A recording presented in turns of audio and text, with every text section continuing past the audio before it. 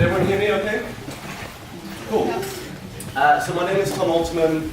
I went to Bristol Uni and I graduated in 2009 from the 4-year computer science masters. I actually started doing the maths and computer science masters, but then realized late into second year that I actually hated maths. And I also wanted to do the computer game project, which there used to actually be a motion simulator in one of the rooms next to the computer lab, which we did our video game for, which was like a mech warrior game. And it turned out to be still to this day, the hardest thing I've ever done in my life. That machine was already 10 years old when I tried it, and there was so much noise on the system, and the computer that powered it was less powerful than an iPhone 3. So the main technical challenge was just trying to get the piece of crap to work.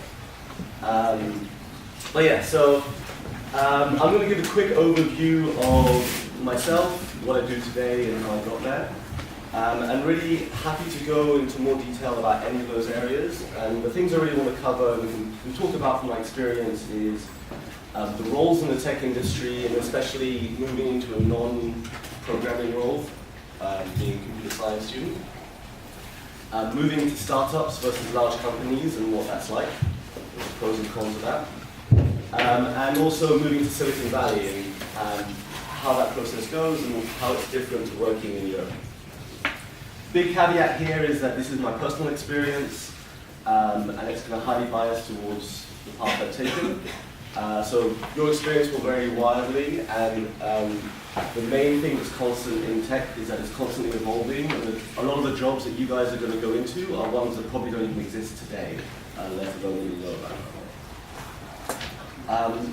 So to kick off, I'm a group product manager at a large construction tech startup in San Francisco called Flangrid. So first question you probably had is, what is construction tech? So we're a company that are basically replacing blueprints and paper processes on construction sites with iPads, iPhones. And so the idea that everyone on a construction site can do their work quicker and easier through technology and get buildings built faster. Second question you probably have is, what is a group product manager? Simplest way to describe it is my responsibility is to make sure that the teams under me are all working the right problems and that are delivering the right solutions to our customers to make their lives easier and thus to sell more of our software. When you're building a team in tech to deliver a product, you kind of really have 3 areas of responsibility. You have the engineering team, and their responsibility is to build the software, make sure that it works correctly and that we ship it on time. You have the design team, whose responsibility is to come up with, that the solution that we come up with is one that actually works for the end user and that it's enjoyable and easy to use. And then you have the product manager. And the product manager's responsibility is to understand the business, understand the customers, understand the competitors in the market, and make sure that we're actually working on the right problem in the first place. And then once we build that solution, to actually evaluate how successful is it and what do we need to do next to make it do better. So as a group PM, I'm actually managing product managers and making sure that all of the people under me are working the right way and working on the right, you have the right processes and the right people in place. Now that job I didn't even know existed 3 years before taking it. And that's really been the constant theme in my career up until now, is moving sideways and joining a company and discovering the thing that I'm doing is actually, there's a job title for it, and there's a whole new career path that I never knew about. So when I was at university, I really liked programming, but I wasn't really the best at it. I really enjoyed learning about technology, figuring out how I could apply it to solve an interesting problem for people.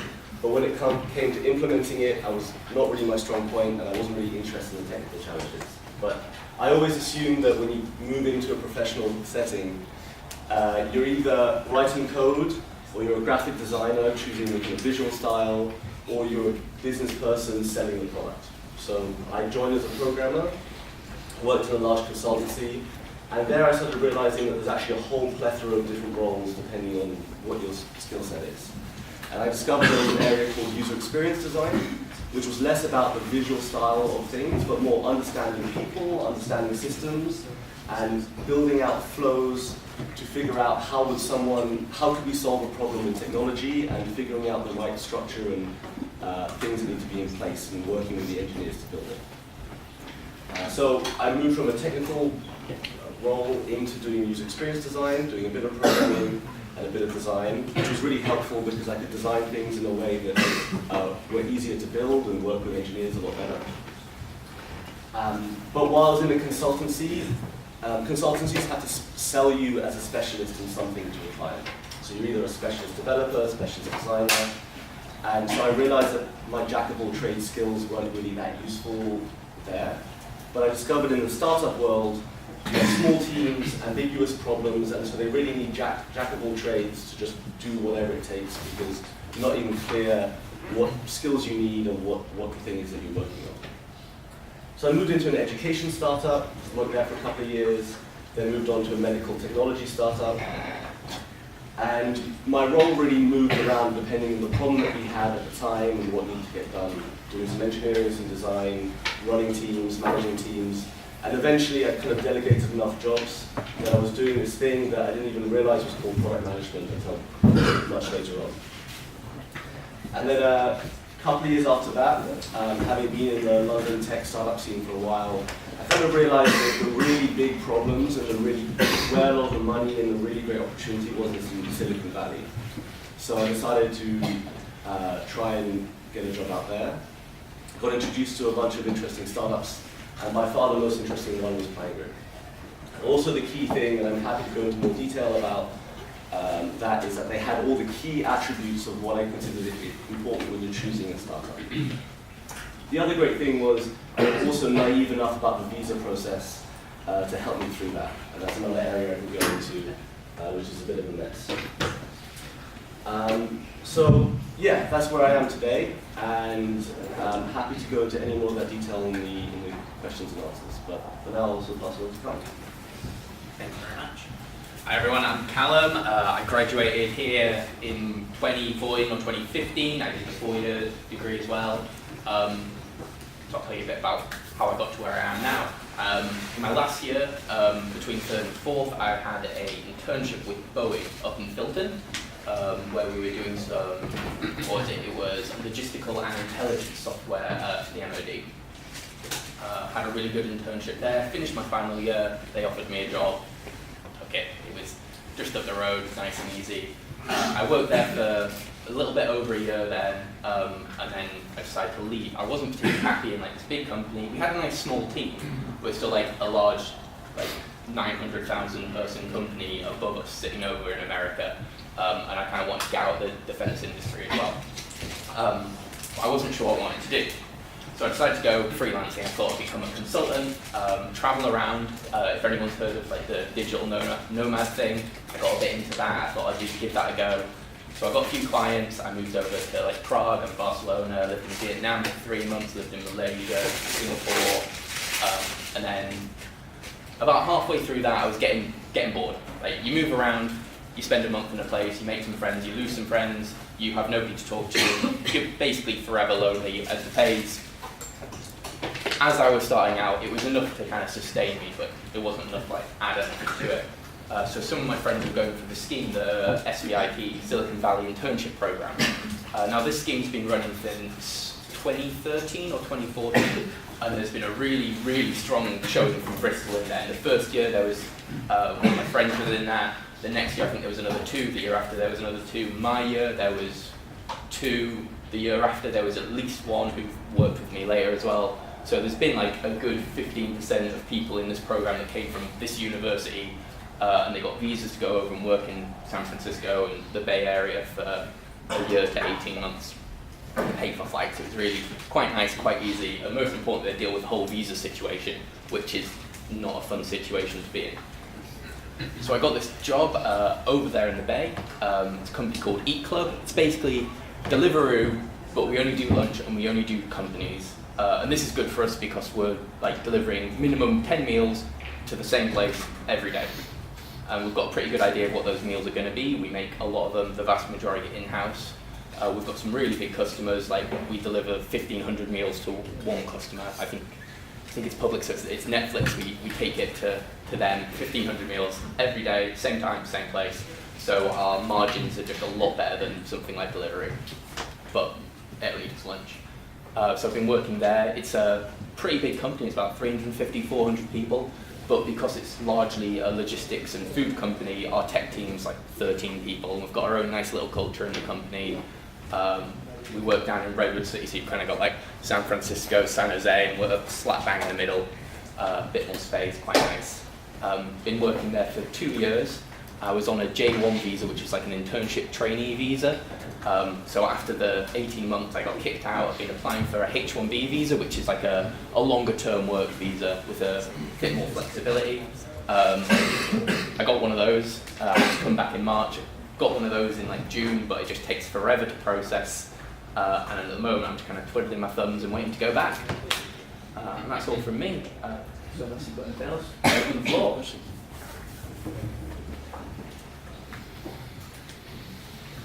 Do you think it's worth doing a master's?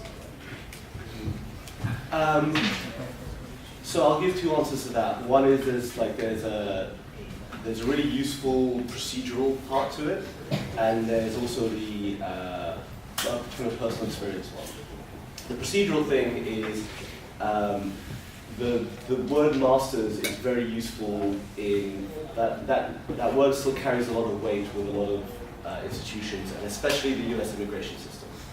So when you're applying for high-skilled visas, the fact that you have a master's degree in something, they still consider, they give it an outweighted amount of value. So that you're considered a much more obviously a high-skilled worker because you have a master's in computer science versus a bachelor's.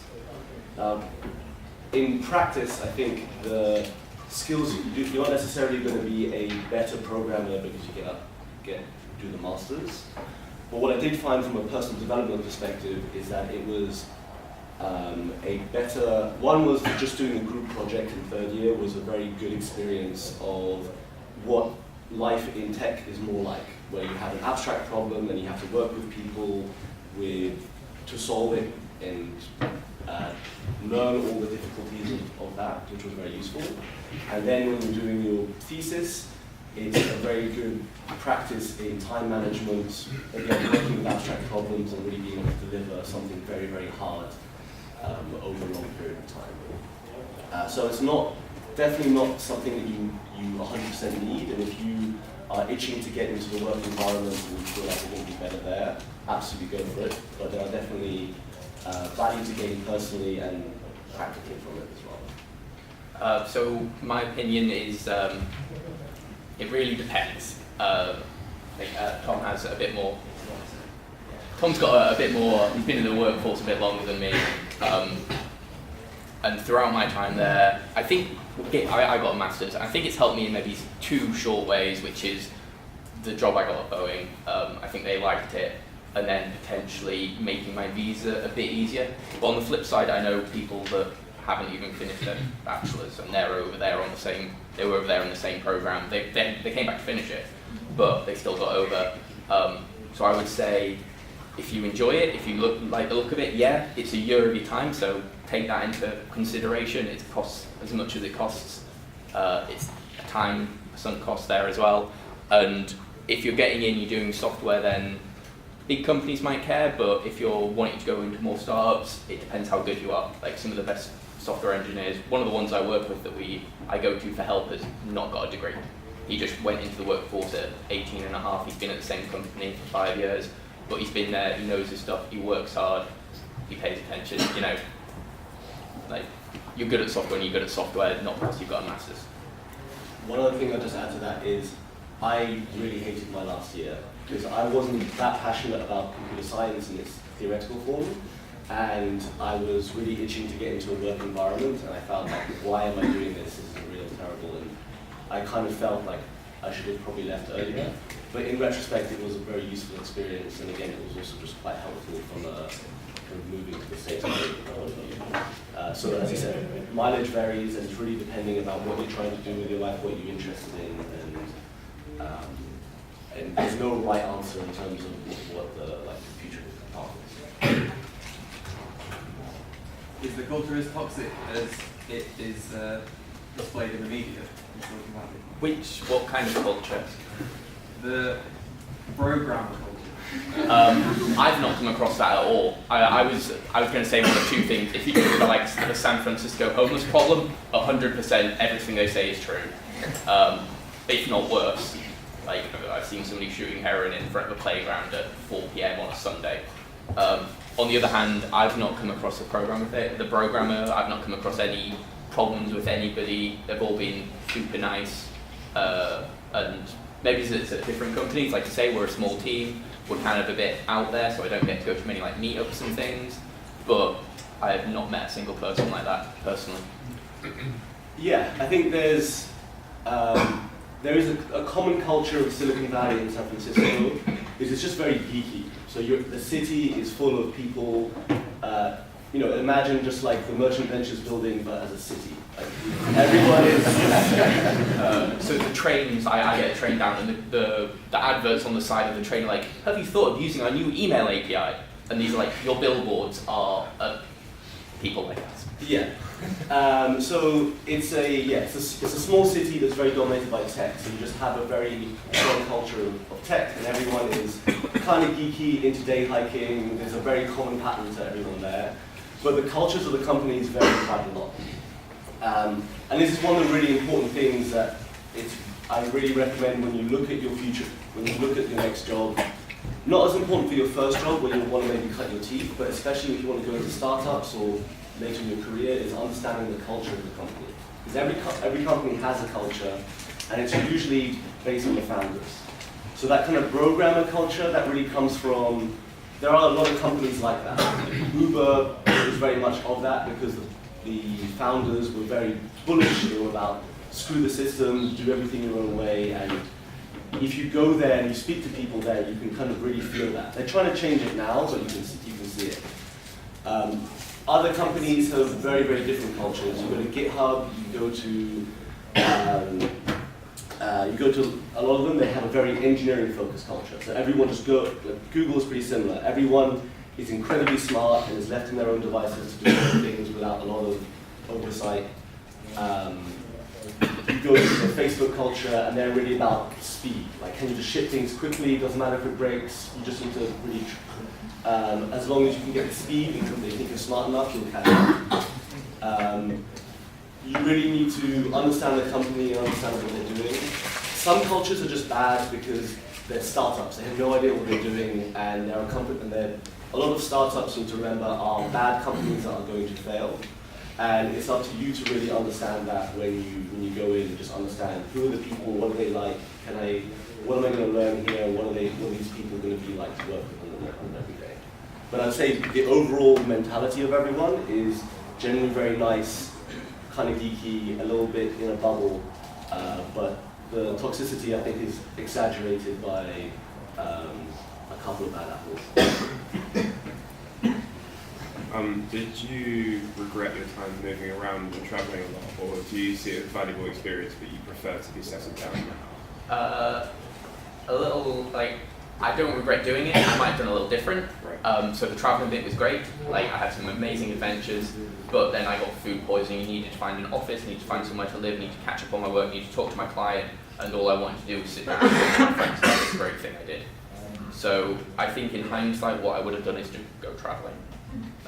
Like, 6 months, go have some fun, and then get down to work. But I didn't know how to travel properly. Like, it's a skill in itself, so you've got to go there and give it a go. But no, I needed it at the time, and I needed to end it when I needed to end it. I think something one of my favorite bosses described career in a really nice way that helps me a lot, which is people talk about a career ladder, where in fact that's not really accurate. It's more of a like career jungle gym. So you go up sometimes, you go sideways, you go down, you realize you're down another path, and then you go elsewhere. And none of it really makes sense until you look at it from in the past. So you can see, all these experiences, all these things I thought were bad at the time have actually helped me get to where I am today. So it's really, unless you're like really determined and you want to be an AI specialist at Google and you can see that path and you're really on it, that's great. But for most people, you're going to navigate around, and you're going to get opportunities, and it's not going to really make sense until later on. I think Tom's absolutely right. Like, I probably wouldn't be where I am now. I wouldn't be able to go to the Bay if I hadn't done this whole like startup consultancy thing. I hadn't shown some like initiative doing that. If I just stayed in my box, then I probably wouldn't be where I am. How easy was it to find a job when you're freelancing, and what kind of jobs did you do? Were you as like part of the team, or were you working on your own business? I was working on my own. I'd gone through a recruiter and had a pretty bad experience. It was like, oh hey, start working here, cool, we'll pay you money once you've done it. It was not a good experience. So I think if you do want to work with like a third-party recruiter, like do your research, go in, but like look after yourself. Don't just take their word as gospel. They want money and they want you to work. They're going to take effectively your money. The way I ended up getting my main client was a guy I met at uni's uncle happened to be in the city where I was and wanted something making, and I just looked out. I mean, you might call it having a good network, but yeah, I just got lucky really. But that's it, you got to go to networking events. That's how I got another one. I went to like meetups and things. But once, if you do want to do like the whole traveling thing, there's a lot of people doing it. Like you'll find the hubs of people doing it, and there'll be like 30 people in a decent sized city that are all like doing that one thing. I did a bit of freelancing as well, and the main thing I found was when you're in a full-time job, you can really experiment and learn new skills. If you're a freelancer, you're selling your skills that you have today. So no one's paying you to learn new stuff. You have to do that all on your own, and you have to be an expert in that thing. And you have to be very good at learning skills on your own free time, and then basically selling that skill set and executing that thing over and over and over again in freelance. So I kind of describe it as like learning or earning. And so if you've got to figure out in what mode you're in, and if you're in the earning mindset, then that's a really good place to be a freelancer.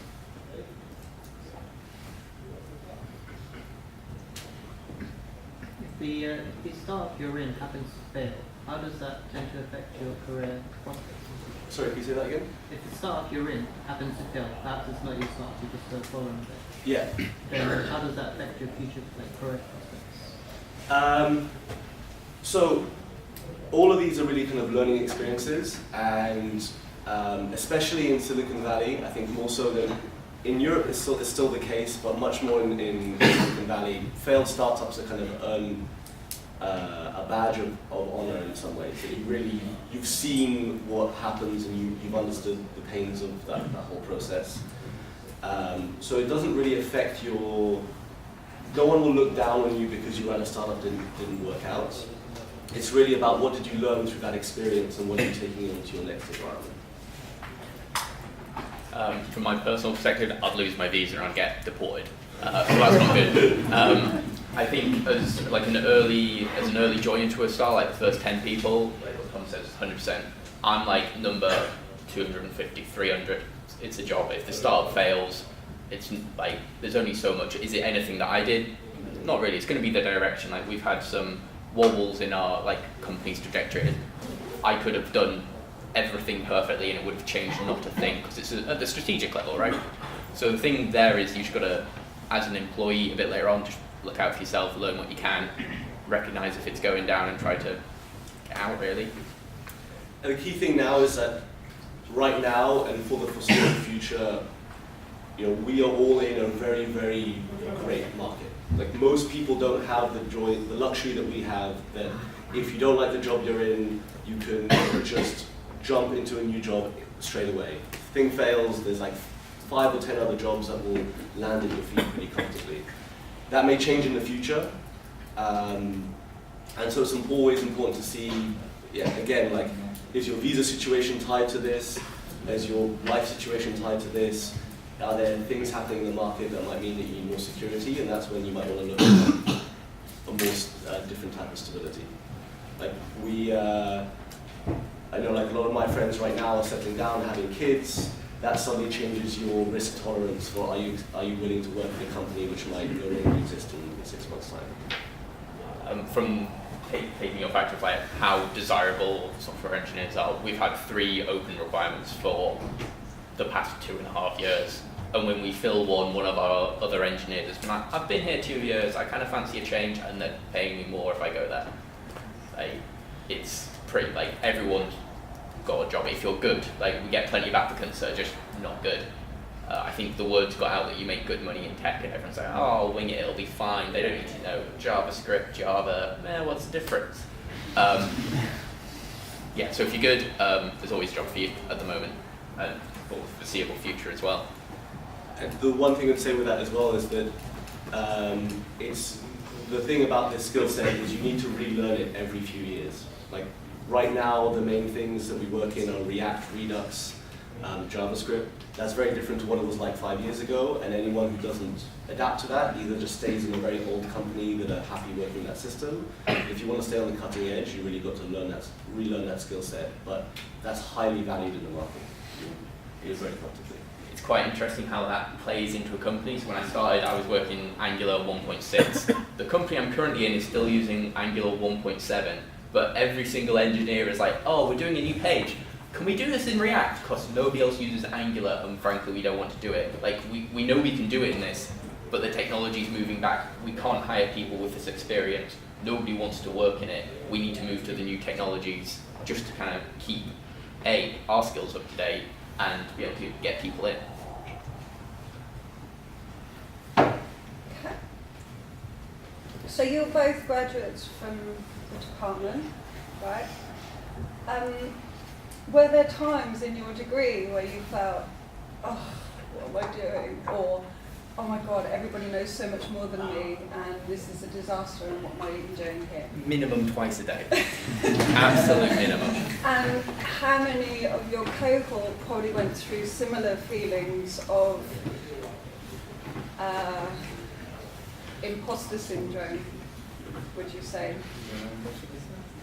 Just like the regular, for the last 2 years of my course, the regular chat between me and my friends were like, why are we not doing like politics or economics or something? We're in completely the wrong environment. Because there were always people who were just nailing all the assignments, just loving this, just churning out all the code, and we were there just like, I have no idea what this is, why am I doing this? This is just completely the wrong area for me. But what I realized is once you move into the work environment, what you need are different skill sets, and there are areas which need the really deep scientific knowledge, and there are areas where you need the understanding of technology, but also the understanding of people and how to communicate and work with others, and all of the other things that I thought like I'm better at, and why am I not doing that instead? I realized that's actually an important part of working in tech. Yeah, so I get it. I had it this morning when I opened a pull request I put in on Friday, and I made a really dumb mistake. And I was just like, oh, this is easy. Wasn't as easy as I thought. I didn't spend time looking at it. And somebody was like, this is stupid. Why did you do this? And I was like, oh crap, what am I doing? I don't know what I'm doing at all. Oh wait, it's fine. We had some like pretty crazy stories. And we had one guy drop out, I think 6 hours before he graduated or something like that. Like, here's your final deadline. It's in a few hours. I'm done with this. One of them was somebody that I thought was a lot better than me, and it gets stressful and it gets bad. I remember doing pretty mediocre. I think Simon Max-Smith actually passed me through an assignment when I probably shouldn't have, but he squeezed me in at a 50 because it was the advanced architecture course. In fact, it was the most I've learned in any course in this uni, and it's the worst I did. But yeah, it just gets better, and as soon as you graduate, suddenly the problems you're dealing with are not constantly as hard. You've got somebody you can talk to, it's not cheating, and people want to help you because you're all in one big team. You get paid, which is nice. The amount of time your work goes down. So I got in a funny situation here where I'd done a PhD project, and somehow I'd slipped through security, and I had a card that had more access in this building than the porters. I could get into all the PhD labs. I could get into some. Yeah, you did, didn't you? Yeah, I did. I could get to some. At one point, one of the porters asked me if he could borrow my card so he could get to his car at night time, because I had more access than him. And what that meant was that some nights I wouldn't leave here till 4 a.m. and me and my friends would sneak in, like, there's security coming, everyone hide in the toilets so we can get back to work harder. I knew somebody that didn't leave the library